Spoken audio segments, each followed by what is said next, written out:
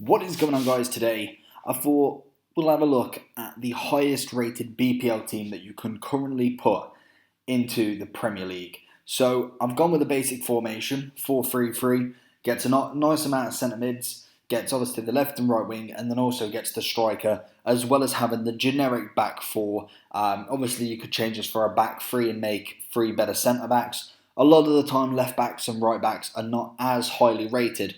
For instance, in the Prem, rather than having a left back who would be 85 and a right back who's 84, you could have a 90, an 87 and another 87 in the centre back positions and then have more up front. But for me, 4-3-3 is where it is. As you can see as well, hopefully down below, there is a few subs, but we will get to them. Just checking different positions. So to start off, for me, obviously De Gea is going to be in there, being a Man U fan. Looking at the bottom here, as you can see, we have got Alisson and Ederson, who are suitable and perfectly capable to go in net. Obviously, De Gea and Alisson have the same rating now. Ederson is just one below, but obviously informs can change that. So for me, De Gea is still my number one keeper. Hopefully, he can pick up his boots and get a team of the year again. Whether that's actually going to happen is down for debate, but we will see.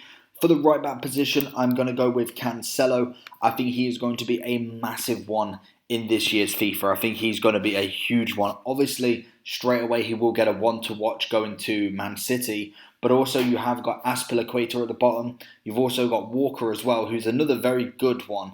For me, I think Walker will take his place to start with, just because of that one to watch version will be very, very expensive to start with. And then if he doesn't get any, obviously the price will start to drop. Azpilicueta is quite a nice one. He did start at right back, I believe, a few years back, before he then moved into his central defensive role. But now he's back at that right back position. Then we move over to the centre backs.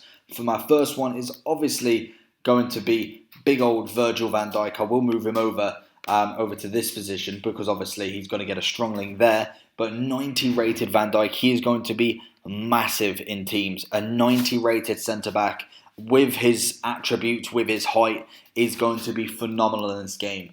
And then we have good old Laporte. Of course he is. Personally, you could swap him with Vertonghen or Alderweireld, both being the same rated. Alderweireld holds pretty much the same, but I think obviously Laporte has more physical, so that's personally what I'm looking at there.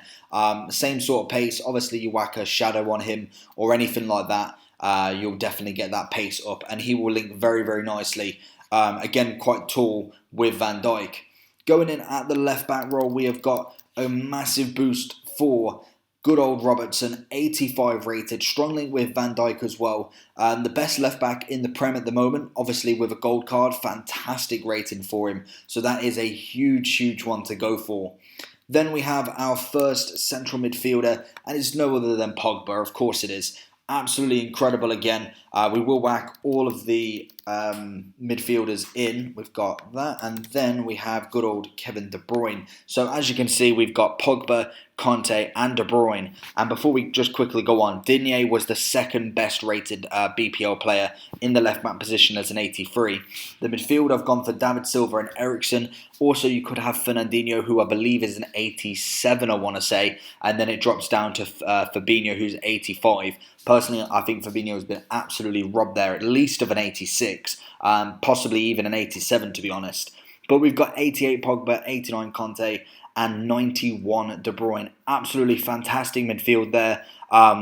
Conte is the smaller side of everything, but I still think he can hold his own, and especially right at the start, or at least a good chunk of FIFA, he will be very, very relevant in teams. Once then we start seeing icons, I think we're going to have to swap him out for like Hullet or Vieira, but we'll see what the meta is. Then we go over to the left wing, and rightly so, Mane has earned his space into an 88 rated left wing, slowly next to Sane, who's 86, but Mane looks absolutely phenomenal. What a card.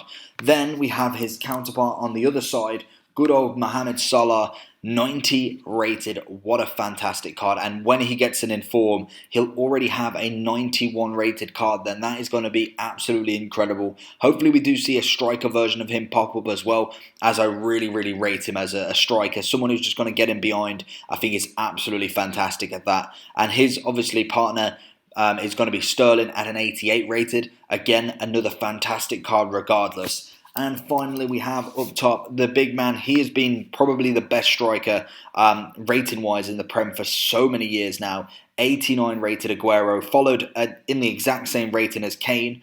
But you also have Aubameyang at 88. You have Son at an 87 centre forward.